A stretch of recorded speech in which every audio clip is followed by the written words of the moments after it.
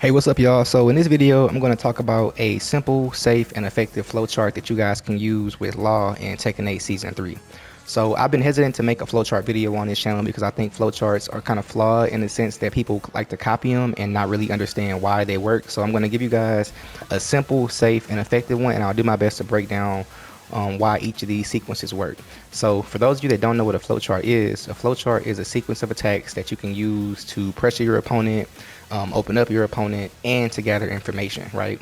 You can use different option selects based on what the opponent does and change up those options in the flowchart to then be more effective on your offense, right? They can be a bit gimmicky in Tekken 8, but here I'm going to show you guys a safe, simple, really beginner friendly one to be used as a foundation that you can also carry with you as you grow in ranks as well, beyond whatever rank you're at, to use as well. So the first step in the sequence is going to be his while standing 4, right? And this is important because, as you can see, it is -4 on block when you don't go into stance, which, if you know -4, it gives you access to sidestep in the event that they want to retaliate with just by mashing, right? So even without knowing anything about your opponent, if they were to just mash anything after you do a regular while standing 4, being -4, you can sidestep, right, safely. Punish, okay? So that's the first move of the sequence. The second move of the sequence is going to be after while standing 4, you want to hold forward to get access to the +4 when you go into stance, right? So while standing 4, hold forward, get the +4, and then you'll go into forward 2. Like this. And this frame trap, so if they want to mash like they just did before, you'll frame trap them with this, and that'll let you access +6 in frames, right? Which is really good because it puts you in that position of control where, like, you dictate what happens next in this interaction, being at +6 in the event that they want to mash, right? So I will say though that the second hit of this sequence, forward 2, it's 0 on block, but it is a high, right? So 0 on block means you're pretty much neutral, so anybody can kind of go. It's anybody's turn. It's not your turn, it's not their turn, it's anybody. It's both you guys' turn, right? So but it's a high, so they can duck this. So the first 2 hits of this sequence, particularly this, it's just meant to gather information before you go into the other ones, right? So you want to see how your opponent is, if they're respecting this, if they're mashing, are they ducking, like what are they doing, right? So from here, if you see that they're respecting it, you can try probing them with a relatively safe low or mid check. I like to do either down 4-1 or down 4, so it'll look something like this for the mid check or for that, right? Right, those are some nice 3 hitting simple sequences that can kind of flow chart you when you're getting started, right? So now look what happens if your opponent likes to duck after the 4-1, right? Let's say you do that and they want to duck, or even worse, they want to crouch jab. What do you do in that case? Right, I'll just set neither to do a quick crouch jab. So crouch jabbing can be really annoying to disrupt flowcharts online because people, they don't like feeling the pressure, right? But what can you do?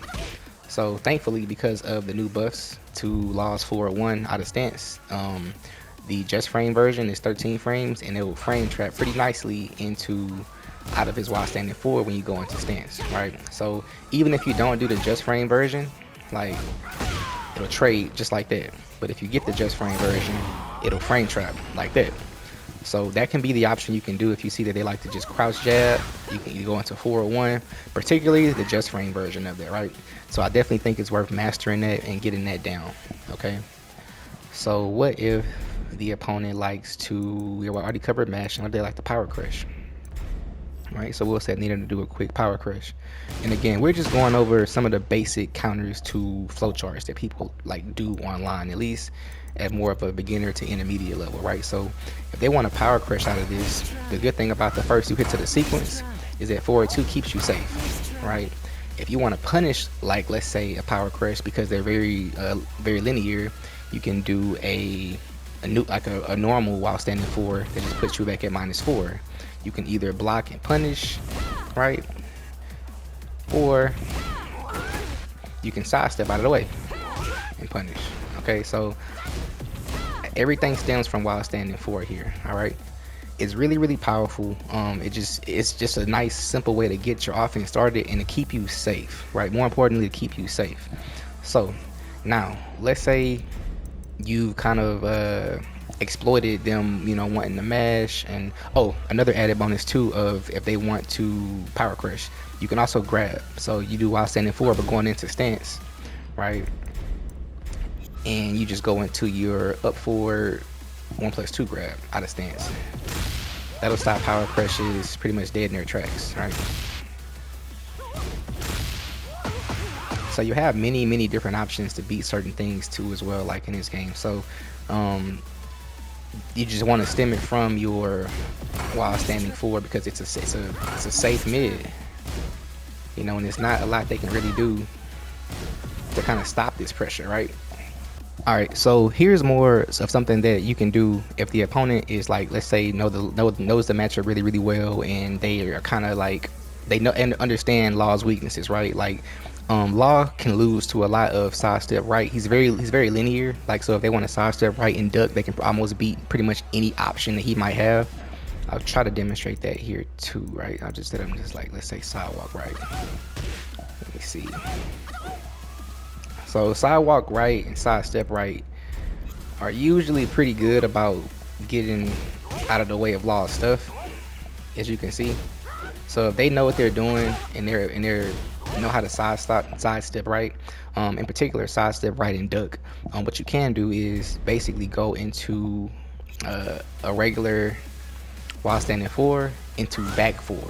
So back 4 is like your safety net to kind of catch all, right? So if you go into this, assuming they're not mashing, that this will pretty much stop them from crouching and stepping, right? So you're kind of covering Law's weak spot just by using this alone, right? And it's a mid, so they can't duck it, right? So this could be something that you can kind of experiment with. Let's say if they're sidestep right, ducking like almost all of your options to kind of get them back to being honest again, right? You'll be +3 in their face and you can kind of start the pressure off again, right? So now let's go into a couple of more steps of the sequence though. So let's say after the first 2 hits, they're respecting everything. What do? Right? You got the while standing 4 into 4-2. You can go into what I like to do, either a down 4-1. So it'll be kind of keep them honest from that particular stance.